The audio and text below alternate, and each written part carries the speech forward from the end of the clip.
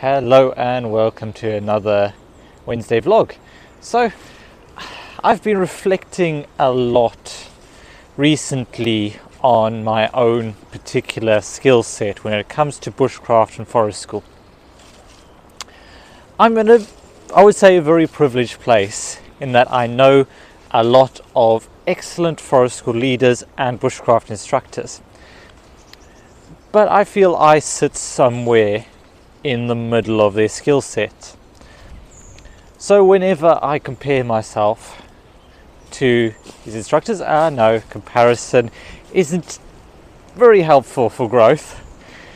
But I mean, it does help push you further, but in the end you've got to be comfortable with your own progress and your own skills. The way I sit is I can see these bushcraft instructors who have a really fantastic grasp of natural materials, a love and zest for experimentation, for trying new old technologies, for discovering new ways in which we can utilize the world around us and the natural resources that woodland has. It is a specialized space, and as if you've studied bushcraft at all, you wouldn't know that it is a massive area, and most people will specialize in one and only scratch the surface. So it is clearly impossible to know it all, and there's just tons to learn. There's always more to know and do, and I would say yes, there is some value to that if you are leading forest school sessions, that you have that grounding in practical skills, that grounding in using the environment, knowing where you can make connections, and knowing where you can draw out that love of nature that we hope the next generation will espouse. So there is definite value in the skills. And then looking at the forest school side of things, there's a fantastic wealth of knowledge in how to engage, how to learn, how to teach, how to develop plans and activities and move learning beyond where it should be, beyond where it is currently, and really enthuse and motivate and inspire the next generation or learners of any age. And I know some forest school instructors that are amazing at this. They have that grasp, they have that storytelling vibe, they have the ability to really put themselves out there and play, maybe look foolish sometimes, all to help learning move forward, which is a really valuable skill set, and one that I'm still learning. I'm still learning that side of things. I'm very much a practical skills person. So where I sit now is bridging that gap between bushcraft and forest school. I see the benefits in both.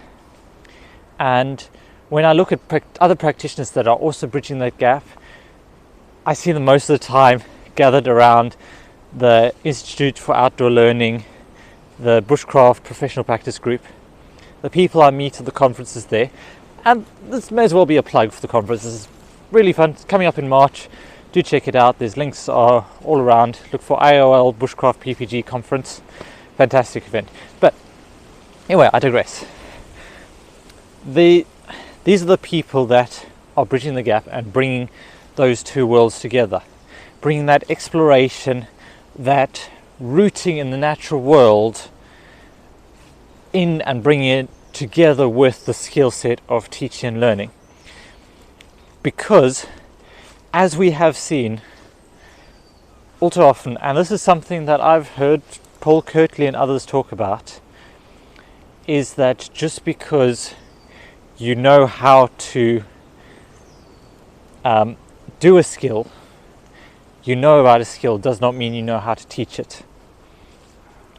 Teaching is a whole different ball game, is a whole different skill set, a whole different approach, and different things to think about.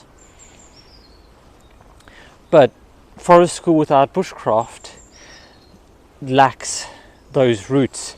It lacks the ability to really engage children, engage the environment, and create a harmonious relationship between the two, between environment and learners and people. So one without the other does not fulfill its full potential.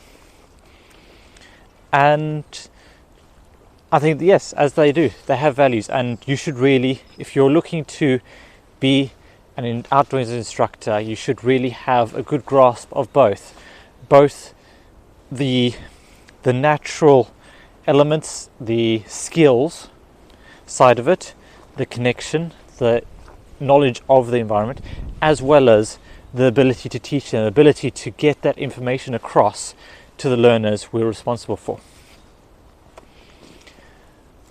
But as I said earlier, on the subject of bushcraft as a skill, as a skill area, it's impossible to know it all.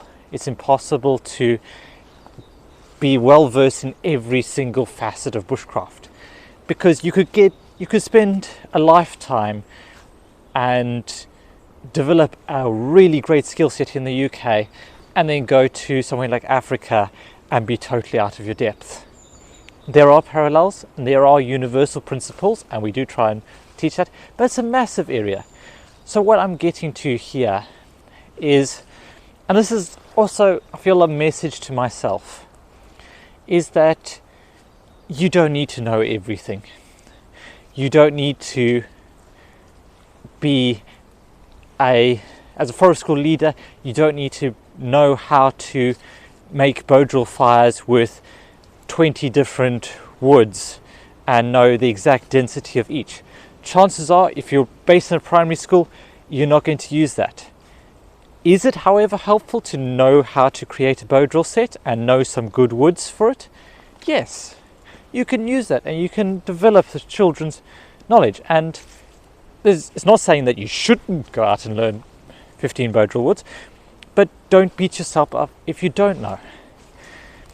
There is a limit to how much time we have and the skills we can do it, skills we can work on. So what we should really be looking at is what skills offer the most benefit to the learners we teach, the people we work with, either as a bushcraft instructor or as a forest school leader. If you're a bushcraft instructor, chances are you need that more specialized knowledge. You need to really grasp a skill inside and out to be able to teach it effectively. But if you're a forest school leader and you're working with 3-year-olds, you don't really need to know the nuances of all of the edible fungi in the world, because chances are you're not going to be using that skill. Again, I'm not saying you shouldn't learn it, not saying it's good to know, and you might want to know whether something is poisonous or not on a site. I'm saying is that if you have breadth, it is harder to get depth. And that is not to say that there isn't value in breadth. There isn't value in straddling the two spheres, bringing them together and utilizing as much as you can. And always learning as much as you can. I mean, that's the thing. But give yourself a break. You don't need to be the next Ray Mears to teach a forest school session. And you also don't need to be completely versed. You don't need to have a PhD to be able to teach bushcraft sessions. What you need is the skill set that is unique to you, that follows your interest, and that can move learners forward in the way you want to do. And that's all it is. Just pick the skills, keep on inquiring, keep on growing, and give yourself a break every now and again. I think I'll leave it there. Thank you so much for listening and watching, and I will see you all, or you all, in the next video. Thank you so much. Remember, make the most of every day. See you all next time.